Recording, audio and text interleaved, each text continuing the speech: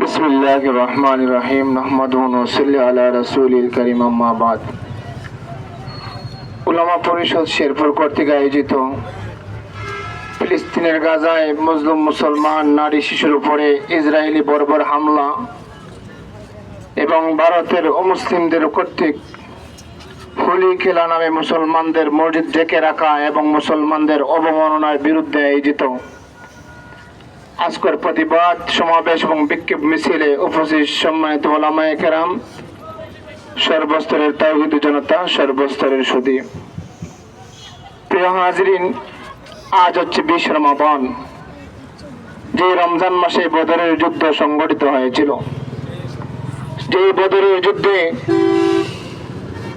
সাহাবায়ে কেরাম মাত্র ছিলেন 313 জন, কোনো অস্ত্রশস্ত্র ছিল না, কিন্তু আল্লাহর উপরে তাওয়াক্কুল করে আল্লাহু আকবারের আওয়াজ দিয়ে যখন বদরের যুদ্ধে সাহাবায়ে কেরাম কাফির শক্তির বিরুদ্ধে জিহাদে অবতীর্ণ হয়েছিলেন, 313 জনের ছোট্ট কাফেলাকে মহান আল্লাহ রাব্বুল আলামিন অস্ত্রধারী, বুলডোজারধারী, তৎকালীন সময়ের উট হাতিধারী 1000 বাহিনীর বিরুদ্ধে আল্লাহ মুসলমানদেরকে আল্লাহু আকবারের ধ্বনির উসিলায় আল্লাহর উপরে তাওয়াক্কুলের উসিলায় আল্লাহ বিজয় দান করেছেন।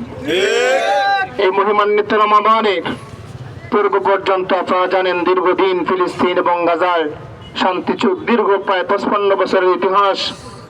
গাজা এবং ফিলিস্তিনের উপরে ইসরায়েলের আক্রমণ করে অন্যায়ভাবে তাদের জমি জায়গা দখল করে তাদেরকে বিতাড়িত করে অবশেষে যখন শান্তি চুক্তি হলো, কিছুদিন সেই যুদ্ধ বিরতি ছিল, কিন্তু গত 18 মার্চ তথা 17 রমাদান, যে 17 রমাদান বদরের যুদ্ধ সংগঠিত হয়েছিল, সেই 17 রমাদান গাদ্দারের জাত, বেঈমানের জাত ইসরায়েলি ইহুদিরা আবার আমার মুসলমান নারী শিশুর উপরে আক্রমণ শুরু করেছে।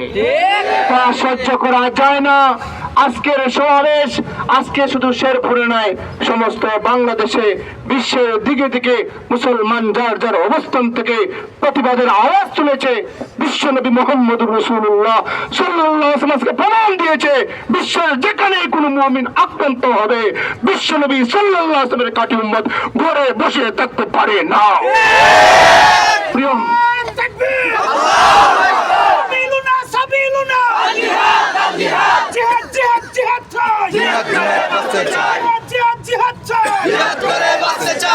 আজকের সমাবেশ থেকে আমরা জাতিসংঘের প্রতি জানাতে চাই, অনতি বিলম্বে এই ইসরায়েল সন্ত্রাসী ইহুদি রাষ্ট্রকে যারা রাষ্ট্র ঘোষণা করে এদেরকে পৃথিবীর মানচিত্র থেকে বিলুপ্ত ঘোষণা করা হোক।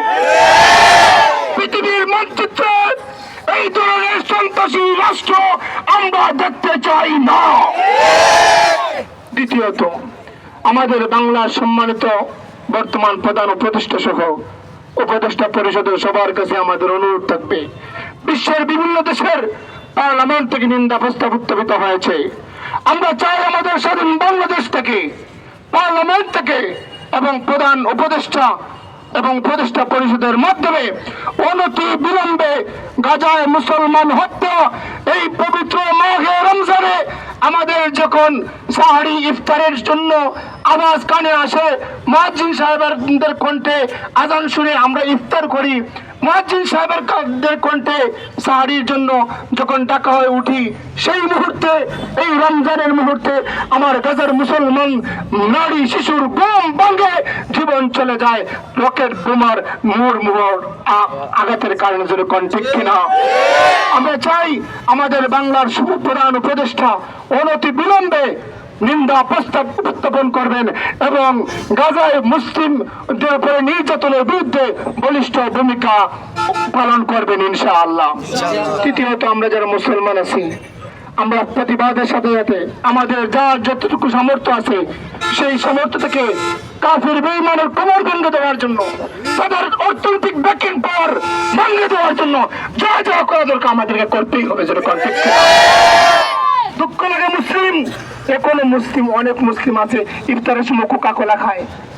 মুসলমান, যে মুসলমান কোকা কোলা সহ ইসরায়েলি যত পণ্য আছে সব পণ্যকে এই রমজান থেকে, এখন থেকে আমাদেরকে বলিষ্ঠ ভূমিকা নিয়োগ করতে হবে। এখন থেকে কোনো ইসরায়েলি পণ্য, ইহুদি পণ্য আমরা ব্যবহার করবো না। রাজি আছি? আপনাদেরকে আশান্বিত করতে চাই, আমাদের বাংলাদেশের সাইবার টিম আছে, সাইবার সার্কেলের আমাদের ভাইয়েরা ইতিমধ্যে আজকের খবর পর্যন্ত কয়েক মিলিয়ন টাকা ইসরায়েলের তাদের বিভিন্ন সাইবার ক্রাইমে হামলা করে আমাদের সাইবার টিমের সদস্যরা তাদের অর্থনীতিতে দোষ নামায় দিয়েছে বলে আলহামদুলিল্লাহ। ইতিমধ্যে তাদের সরকারি ওয়েবসাইট, সরকারি হাসপাতাল সাইট, ট্রেন, বিমান, গুরুত্বপূর্ণ ওয়েবসাইট সময়ে আমার সোনার বাংলার সাইবার টিমের সদস্যরা আক্রমণ করে কয়েক মিলিয়ন টাকা তারা ক্ষতিগ্রস্ত করেছে। এই ক্ষতিগ্রস্ত আক্রমণ চলতে থাকবে, সাইবার আক্রমণ চলতে থাকবে। যারাই যেভাবেই ইহুদি ইসরায়েলের বিরুদ্ধে অবস্থান নিয়ে মুসলমানের পক্ষ অবস্থান নিবে তারাই আমাদের বাইরে কন্টিক কিনা। দোয়া করি সাইবার আক্রমণ সহ সকল প্রকার ব্যারিকেড যেন চলতে থাকে, ইহুদি ইসরায়েল যেন এই পৃথিবীর বুক থেকে যেন নিশ্চিহ্ন হয়ে যায়, যেন কন্টিক কিনা। প্রিয় হাজরিন, সেই সাথে আমরা প্রত্যেকে যার যার অবস্থান থেকে একটা কাজ করতে পারি। মহিমান্বিত মাহে রমাদান শেষ দশকে আমরা চলে আসছি। বেজুর রাত্রে, প্রত্যেকটা বেজুর রাত্রিতে দোয়া কবুলের গুরুত্বপূর্ণ সময় ইফতার সামনে রেখে আমরা প্রত্যেকে যার যার অবস্থান থেকে মুসলিম ফিলিস্তিন মুসলমানদের জন্য, গাজার মুসলমানদের জন্য দোয়া অব্যাহত রাখবো ইনশাআল্লাহ। দ্বিতীয় যে ইস্যু, আপনারা জানেন অমুসলিম হিন্দু যারা আছে তাদের একটা বার্ষিক অনুষ্ঠান আছে, এটা হচ্ছে হোলি খেলা। হোলি খেলা তারা খেলে, কিন্তু এবছর ভারতে যেটা হয়েছে মুসলমানদের তাদের হোলি খেলা উপলক্ষে গত শুক্রবারে ছিল সেটা হোলি। এই গতবার শুক্রবারে তাদের হোলি হওয়ার কারণে তারা ভারতে ব্যাপকভাবে প্রচার করে দিয়েছে যে আমাদের মুসলমানের কোনো মসজিদ খোলা থাকতে পারবে না, বরং তারা মুসলমানদের মসজিদে তারা কালো পোশাক পরিয়ে দিয়েছে। জোরে বলুন নাউজুবিল্লাহ। এটা সহ্য করা যায় না। তোমাদের হোলি খেলা তোমরা করবা, আমাদের মুসলমানের মসজিদে বন্ধ রাখার প্রস্তাব দেখানোর মতো দুঃসাহস করতে আসো না।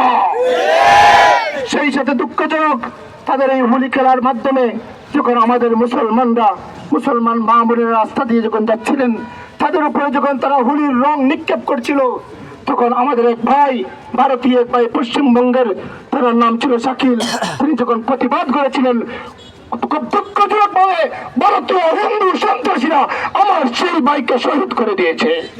আজকের সমাবেশ থেকে আমরা জানিয়ে দিতে চাই, অনতি বিলম্বে মোদী সরকার আপনার দেশের সন্ত্রাসী গোষ্ঠীকে নিয়ন্ত্রণ করুন, আমার মুসলমান ভাই শাকিলকে হত্যার প্রয়োজনে ব্যবস্থা গ্রহণ করুন। পরিশেষে আবারও গাজার মুসলমানদের জন্য সবার কাছে দোয়া আছে। ইসরায়েলের সমস্ত পণ্য বয়কটের আহ্বান জানিয়ে পবিত্র মাঘে রমজানে আমরা সবসময় বিশ্ব মুসলিমের জন্য দোয়া অব্যাহত রাখবো, সেই অনুরোধ রেখে উলামা পরিষদ সহ পরিষদের সকল দায়িত্বশীল বন্ধ এবং আপনারা যারা হাজির হয়েছেন সবাইকে মুবারকবাদ জ্ঞাপন করে আমার বক্তব্য এখানে শেষ করছি। আলহামদুলিল্লাহ রাব্বিল আলামিন।